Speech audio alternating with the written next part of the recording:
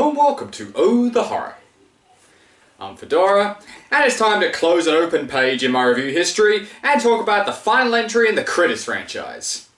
And seeing as he did review the third movie with me, I think it's only fair to give Sebastian a call and seeing if he wants in on this.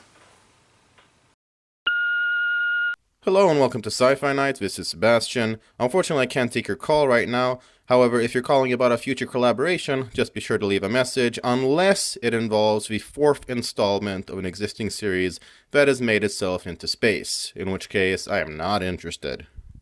Well, that was unequivocal. Alright, well, let's talk about 1992's Critters 4. So this movie starts at the finale of the third film. Makes sense, seeing as the two were shot back to back. Which worries me because the last time I reviewed movies that were shot back to back, I got a copyright flag. And we see series protagonist Charlie going back into the burnt down apartment building looking for critters. He finds a couple of eggs and is about to blast them, but he's suddenly contacted by his old bounty hunting buddy Ugg, who tells him he's not allowed to kill them because those are the only two critter eggs left in existence. Yeah, but they're dangerous. You taught me how dangerous they are. Aggression factor is irrelevant. I'm sure they can be really great guys once you get to know them. Fuck, they hatched and chewed my arm off! Aw, that means they like you. In no time at all, a preservation pod arrives on the scene and Charlie places the eggs inside. But then it instantly closes up on him and shoots him into space. Jeez, must be getting pretty crowded out there by now. Here's a fun fact. This movie's budget was apparently so low that most of the in-space shots are ripped from another movie starring Don Opper called Android.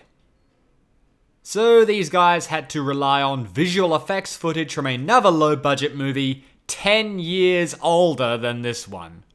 And on a side note, I hope for their sakes that Derek Savage had nothing to do with that movie. Flash forward 53 years, and the opening titles are still going. Damn, this is a long movie. And finally, Charlie's pod is spotted by a crew of deep space part salvagers. If I even get a whiff of vampires appearing in this movie, I'm going to take the disc and launch it into the sun. The crew can't seem to scan the interior of the pod with their Ataris. So Science Officer Brad Dourif, gleefully unaware of the horror that awaits his future, takes his jerky little apprentice Ethan to tractor beam it in. But she's all yours. Start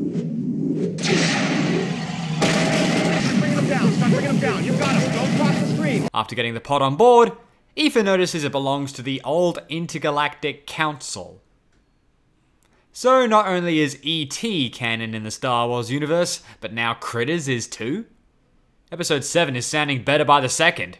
Because the Jedis will be missing their omelette ingredients, the crew start looking for someone to report their find to, but right away, someone instead contacts them. Ahoy, USS Tesla. Do I have the honor of speaking to Captain Richard Buttram? And on behalf of TerraCorp, may I be the first to congratulate you and your crew for locating something we thought we'd never retrieve. Jesus, Ugg, it's been nearly 60 years. Surely there must have been better forms you could have taken than slicked back hair Terrence Mann. Now you just look like the bastard child of Kevin Sorbo and Richard Brake. Please ensure that no one on your crew makes any attempt to breach the pod or interfere with it in any way.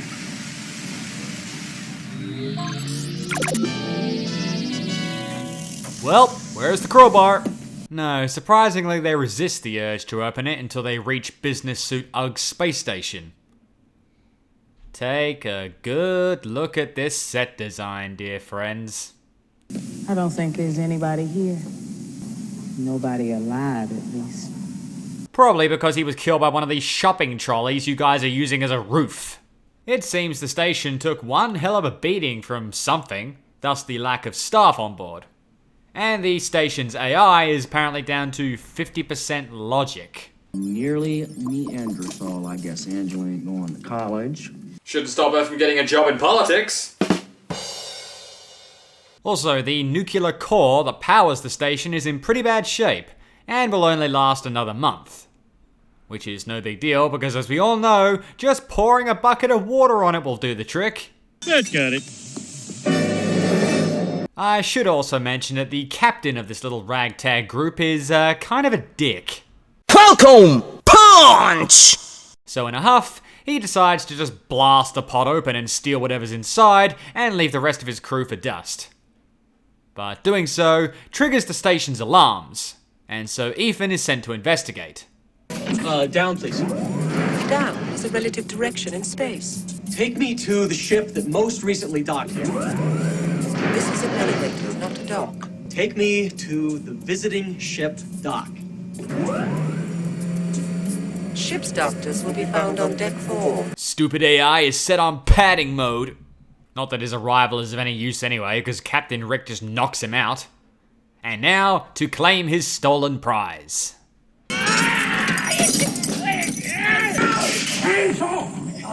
Oh, what? So this pod's just full of early 90s TV actors? Did I do that? Oh shit! Also, the critters have hatched. And by that, I still mean the only 2 left in existence.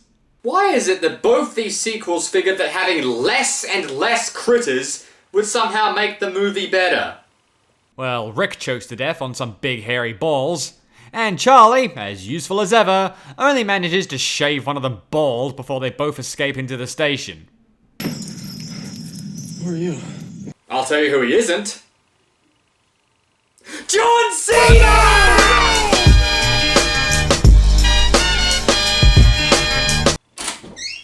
How could you betray me like that?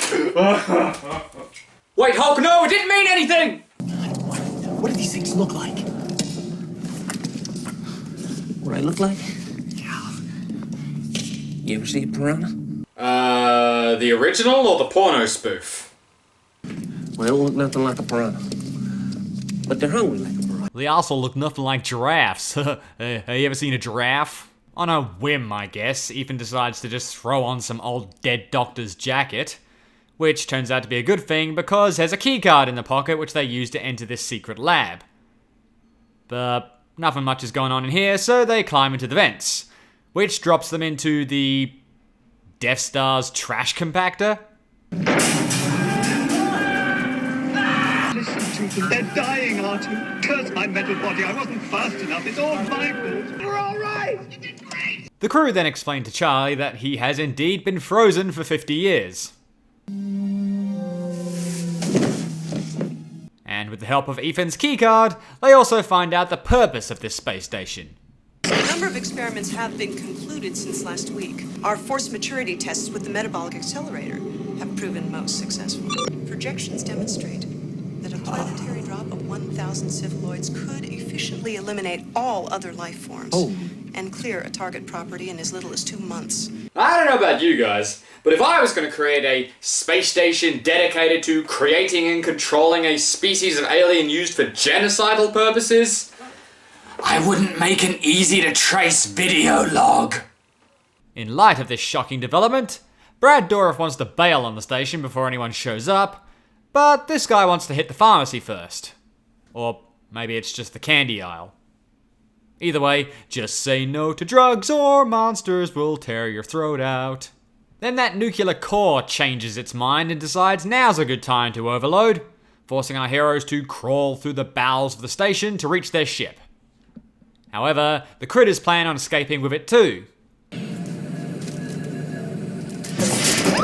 Oh shit! Luckily, Charlie blasts it before it can hurt anybody. Well, it's a good thing that who will be kidding, he's still useless. Oh. No.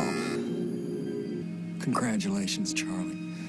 You have just murdered the ship. By shooting a keyboard? And by the way, you were the one who gave him that gun, Chucky. So, because everyone is in a mood with Charlie now, Ethan takes the gun and decides to go hunt down the final critter himself. But unfortunately, he discovers that the bald critter has gotten into the station's lab and has begun turning his hatchlings into big super critters. And I hope you enjoyed that plot line because it's over. And so is the critter's involvement in the movie, pretty much. And if that's not bad enough, Business suit Ugg arrives, and much to Charlie's shock, guns down Brad Dourif. Guess you got a promotion, huh? Things change, Charlie. You've changed, man. It used to be about the music. The next few minutes is just Ethan trolling Ugg's Darth Vader goons by making doors close on their faces just before they go through them. Way to stick it to the man, kid. But there is logic in the end, as he lures them into the lab where the critters tear them apart. So now all that's in the way is Ugg himself. And I will admit, despite my constantly making fun of him in these last two reviews, I really want to think that this is a powerful moment where the two former friends are caught in a standoff. The problem is, with Ugg's lack of character in the first two movies and Charlie's goofy antics being so not endearing, I don't. Next scene. So, with the nuclear core only minutes from exploding, this movie comes to an end with the crew stealing Ugg's ship and escaping just before the station explodes. And they set a course for Earth. Charlie, now don't you touch anything.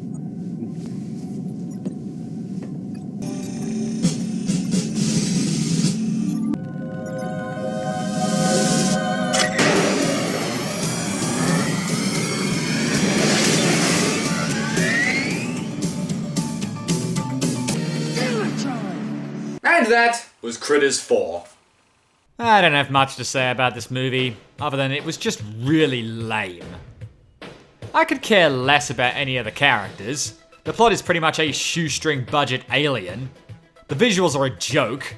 And despite the series, we barely saw any critters. When they introduced this whole genocide species creation plotline, I expected that they were building up to something, but no, it was just more padding. A very, very lackluster ending to such a fun little series. And that's all from me for tonight. So, I'm Fedora, this is So the Horror, save a screen for me, and we'll see you next time.